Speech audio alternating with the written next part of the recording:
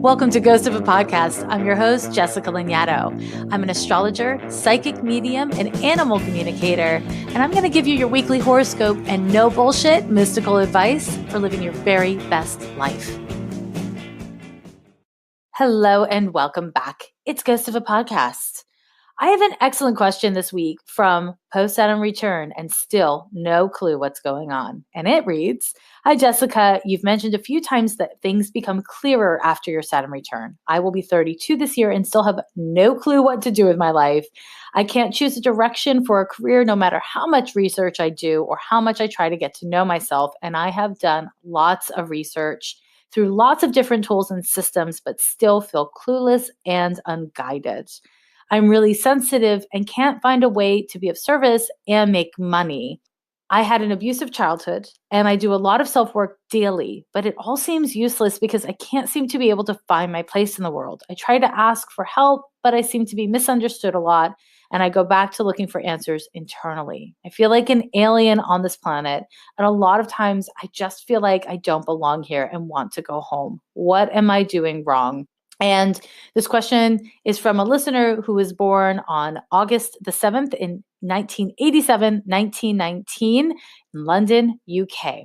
So this is really important. I'm really, really grateful to get this question because I want to clarify that when I have said that life gets easier post-Saturn return, I was saying it to specific people based on their birth charts. I don't think that life is generally or consistently easier in one's 30s or older. Before I kind of get into the specifics of this particular question, let me just clarify the Saturn return stuff. Because what happens is, from my astrological perspective, the first Saturn cycle of your life, so from birth until about 29 years old, you are in the stage of development of your childhood. You are all about your programming and what happened to you and at you and how you are able to respond to it and kind of what you're able to do with it.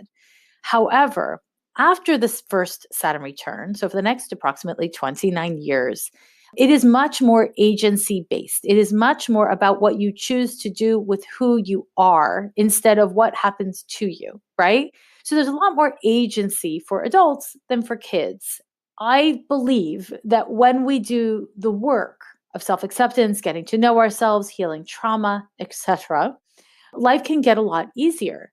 And that doesn't mean that the things that happen to us and around us get easier. Oh no, my friends, it does not. But what it does mean is that we have better and more self-appropriate tools for coping with those things. Having happiness doesn't mean only having chill and lovely things happen to and for you. It means not resting your value and your self-esteem on things going your way. And so being post-Saturn return, and I'm referring to that first Saturn return, is a time where we can really figure out who we are.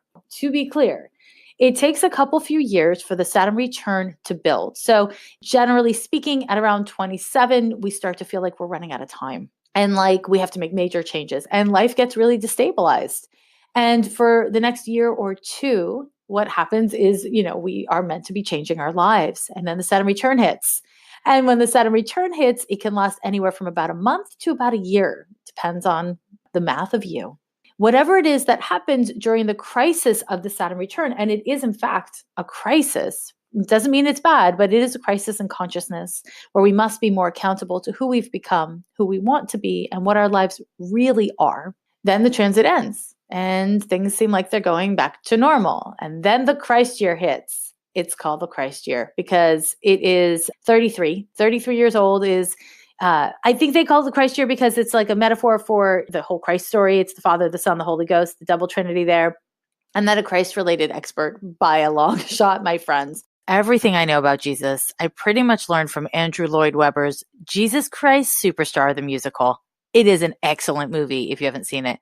Whether you believe that the Jesus story is a historical account of a real person who lived a real life, or you relate to that story as a fable, something told to be a spiritual guide or a historical guide, whatever it is, whatever your take on the Jesus story is, my understanding of the Jesus story is that it happened during a Saturn return. He started having his whole spiritual awakening and spiritual experience where he was called to service at 28 with his Saturn return. And then he was put on the cross at 33.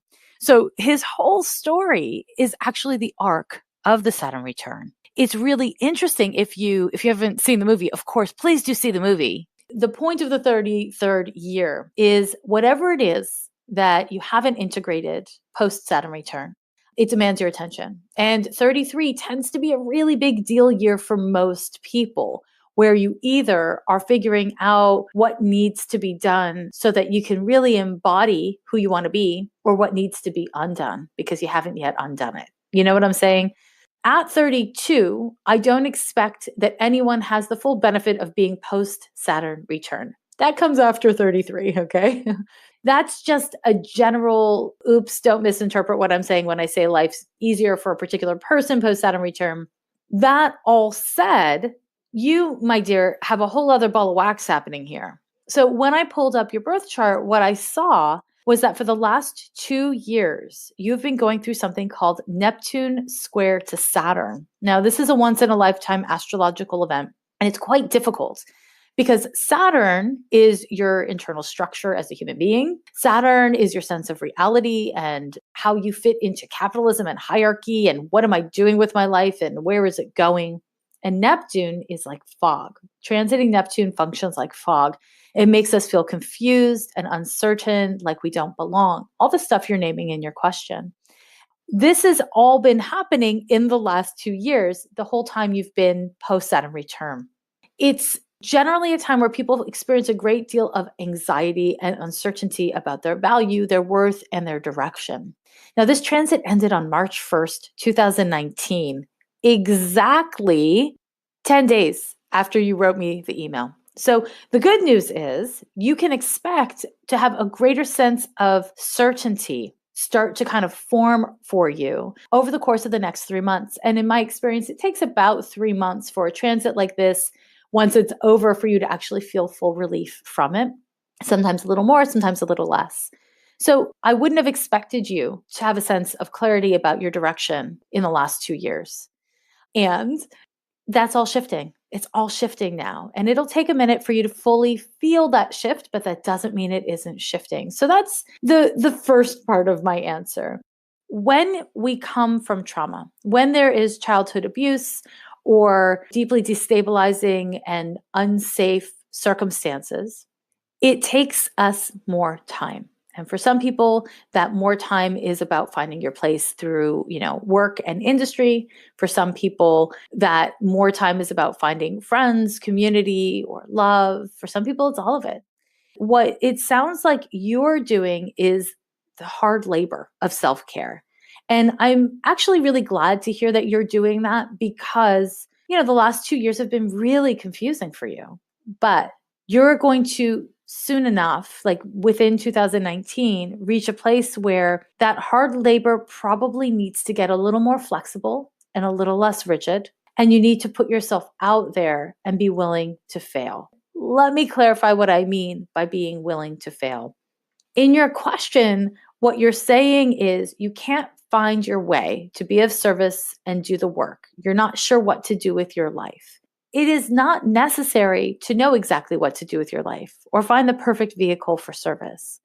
What it is necessary to do is find actions that work for you in the short term, because they may end up being building blocks for what you're meant to do in the big picture, right? The thing that is so complicated within your birth chart is you have a lot of fire. You have a lot of fire and earth in your birth chart, mainly fire. And what this means is you want things to kind of come at you meteorically. You want things to happen quickly. And when they don't, there's a way that you can dig in your heels. It's uncomfortable for you to germinate with things. And that's exactly what is needed at this time, because when I look at your career issues, what I see is that you're really motivated, but that motivation has at this point primarily needed to be channeled towards healing and self-care. And so the work that you've been doing in the world is not meant to be reflective of the service that you're capable of. It's meant to support the service that you needed to provide for yourself. And this is not uncommon for people who come from trauma. It's not. And it's not bad. And it doesn't mean you're behind schedule, because you're not behind schedule. There is no schedule. Really, the schedule is individualized to you. And currently, you have Pluto sitting conjoined your moon. And so you are not done doing the work of healing childhood trauma. That's what Pluto conjunct the moon does. My sense of what's coming up for you in 2019 and 20 is that as Pluto conjoins your moon and Uranus forms a square to your natal Mercury, you are going to unpack and better understand your emotional compulsions, your mind, and how you communicate with and connect to other people. And that's the work you're meant to be doing. So if you could get a day job that supports you in doing that work, I would say that's responding to your calling. And from there, I really think that you will have a better understanding of what you're meant to do. But this brings you to and through your Christ year, just coincidentally. And so it's not specific to the Saturn return that these other transits are happening. This is how your math works. This is how your path works. My advice to you is to be patient with your process and to know that there are many aliens here on this planet and you can find them, but it's harder to find them when you're punishing yourself for being one, right? And I don't know when you say alien, if you mean that as a bad thing. I don't think it's a bad thing. I don't know. Everybody's got their own way. I think that what's really important here is that you've got to accept who you are and where you are. And right now, you don't know. You don't have the answers. Can you accept that? You stop fighting it and judging it. Can you just accept it?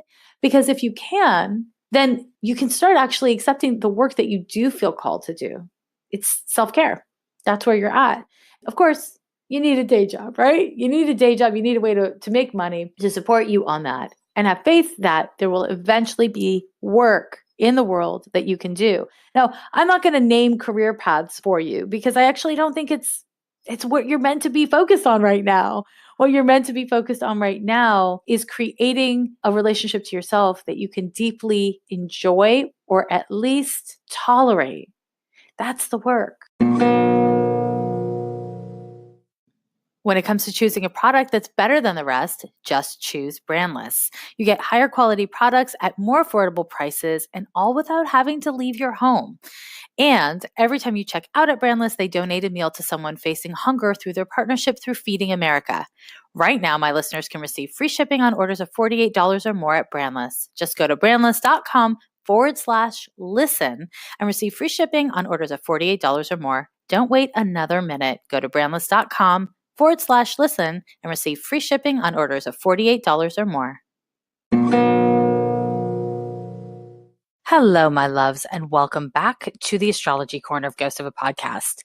We're going to look at the week of March 17th through the 23rd this week, and there's a lot going on, including a full moon in Libra and the vernal equinox. But I gotta talk to you about this freaking world we're living in first. There was a terrorist attack this week at 2 mosques in New Zealand. This man killed 49 people. There is a global terrorist movement. It is being perpetrated by white supremacist ideology, and it endangers people around the world. It endangers all people, and especially people who are not Christian, people who are not white, and people who are not straight. I am scared. I mean, terrorism is specifically orchestrated to create terror. That's its move. It is meant to strike fear within us. I don't have the right words, and I sure as hell don't have the answers. But I can say that it shouldn't have to happen in your country to your religious denomination or people from your racial background or even in your own community for you to care and for you to be impacted and for you to seek to be part of the solution. Whether we're looking at the Pittsburgh shooter who shot 11 Jewish worshipers or the Charleston shooter who murdered 9 Black churchgoers, it's really all the same. It's white male violence and it's white supremacy. It is a growing, intensifying problem in the US and around the world. I want to say to you, my friends, don't look away. Apathy is really really dangerous right now. And I know it is so hard to stay associated when everything is so scary and there's such an intense onslaught of news.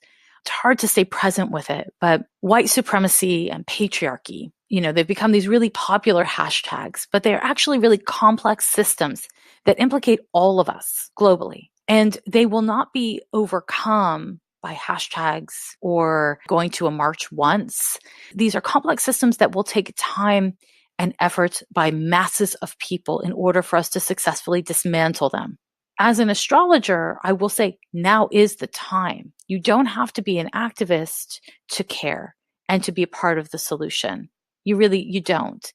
The astrology of this time, the astrology of the past couple of years, and certainly for what's upcoming in the next couple of years, it will implicate every single one of us. We are all a part of this. And what you don't do and what you do are all a matter of spiritual importance. They really are.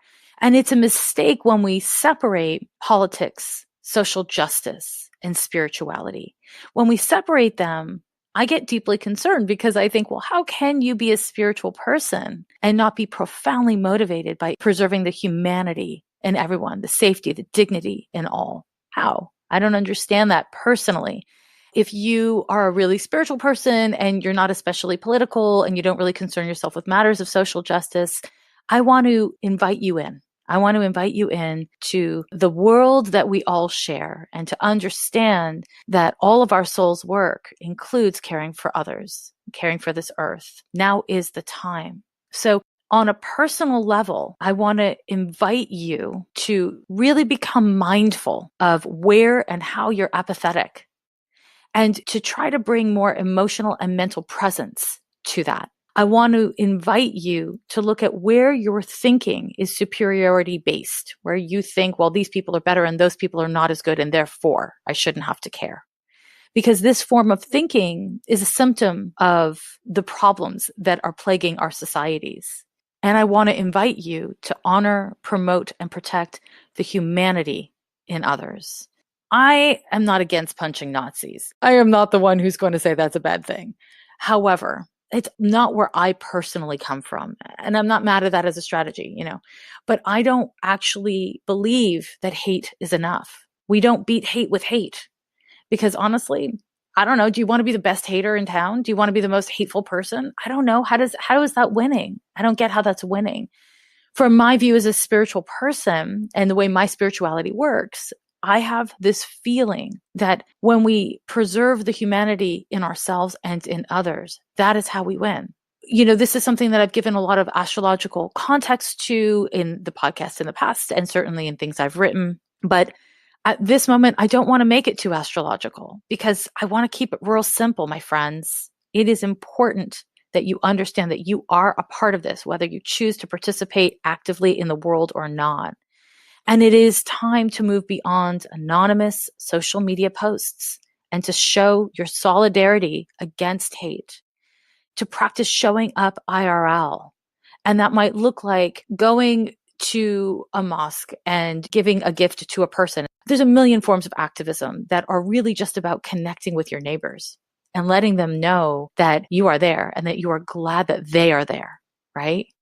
It might look like sending postcards or leaving kind voicemails to your local mosques or synagogues or queer community centers, or being kind to your homeless neighbors, giving what you got to give. And maybe what you have to give is simply eye contact and a recognition of their dignity and humanity. And when you fail in efforts to do these things, when you don't speak up, when you don't do what you feel to be the right thing, strive to do better. I don't have the answers. And again, I don't think it's a one-shot fix. I think that we all have to change and we all have to continue to strive to change. And part of changing is, hitting walls of burnout and taking care of yourself around that and then starting again. But the work is to commit to the work. And I really hope you do that. I hope that you understand that how you participate in the world around you is not separate from your spirituality.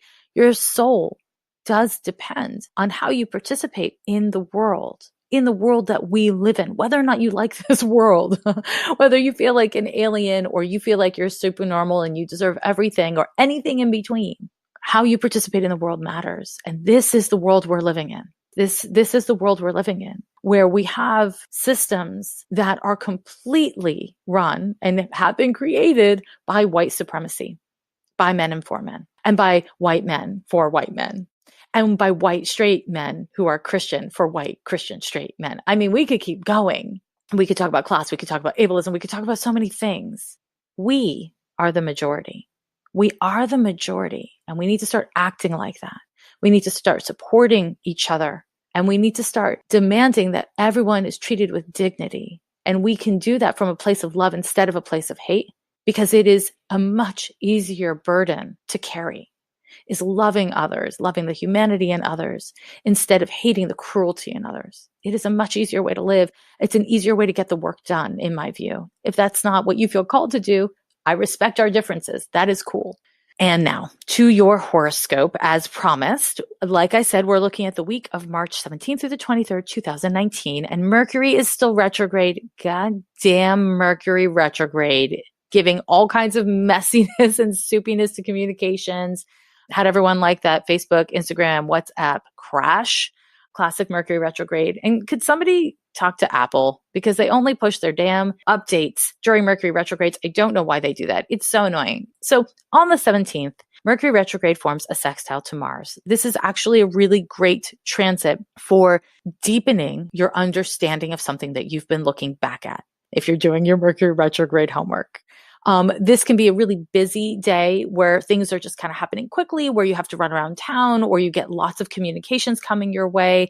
The key is to not forget that it is a Mercury retrograde and that details are more likely to slip through your fingertips. And so it's a good time to stay really mindful and grounded. What might be even easier than being grounded is being centered. Whatever is easier for you is what you want to strive to do, because this is going to be a busy day. No major downside, just don't overcommit yourself. Don't overextend yourself. On the 20th, we move into Aries season. We have a full moon at 0 degrees of Libra, and it's 0 degrees at 9 minutes of Libra. And this is happening, I should say, at 6:43 p.m. Pacific time. So you make the adjustments based on the time zone that you live in. And this particular full moon is a lot. I won't really get into, the equinox and stepping into spring here on the hemisphere that I live in. But I will say that this particular full moon is going to bring up a lot. Pay attention to your impulse to blame others for how you got here, what you're going through, and what you feel. This is a period where you may find that you are driven to justify your feelings and explain your feelings. Maybe that's necessary. If it's coming from a defensive place, it's not going to be that useful, and it's not going to bring you the relief that you want it to bring you. The best use of this energy is to go within, to spend some time alone, and to really be present with whatever feelings come up, and to be mindful of the narrative that you have locked and loaded and ready to go to justify your feelings or to defend your feelings, and to stay with that and to be interested in that.